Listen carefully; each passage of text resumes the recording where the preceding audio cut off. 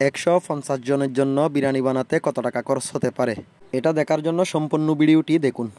20 KG মাংসের সাথে 3 KG পেঁয়াজ দিয়ে দিয়েছি, 300 গ্রাম কাঁচামরিচ, 30 গ্রাম দারুচিনি, 30 গ্রাম এলাচ, 20 গ্রাম লবঙ্গ, 200 গ্রাম টকালু বকরা, 1 কেজি টক দই, 1 পিস বিরিয়ানি মশলা, 1 কেজি টমেটো, 20 গ্রাম হলুদের গুঁড়া, 100 গ্রাম ধনিয়ার গুঁড়া, 300 গ্রাম মরিচের গুঁড়া, 1 কেজি সরিষার তেল, 1 কেজি সয়াবিন তেল, 2 কেজি ঘি, একসাথে 800 গ্রাম লবণ, 150 গ্রাম সরিষা বাটা, 100 গ্রাম চিকন জিরা বাটা, 200 গ্রাম বাদাম বাটা, রসুন বাটা 300 গ্রাম, 300 গ্রাম আদা বাটা, একটা নারকেল বাটা।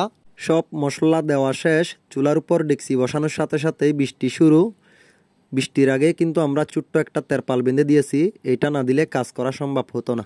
1 ঘন্টা ভালো করে কষিয়ে নিতে হবে, মাংস যতক্ষণ না ফুটে ততক্ষণ পর্যন্ত। 20 কেজি চাউলের জন্য 32 লিটার পানি দিব।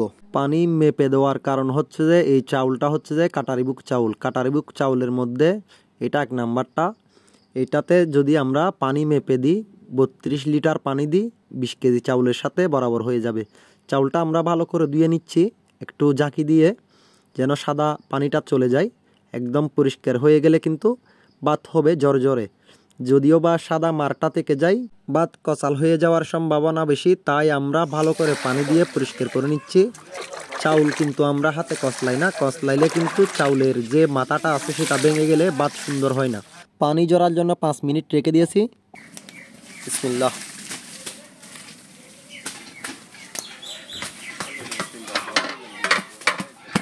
চাউল দেওয়ার পর এভাবে মিলাই দিতে হবে পানির সাথে মিশে যাওয়ার জন্য।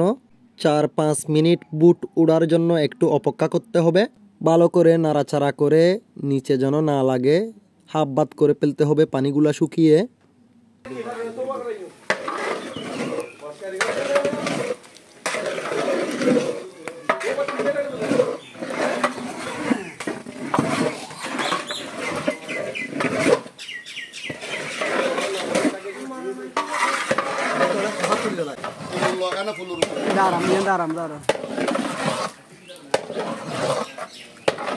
দমের মধ্যে 20 মিনিটের জন্য রেখে দিতে হবে। 20 মিনিট পর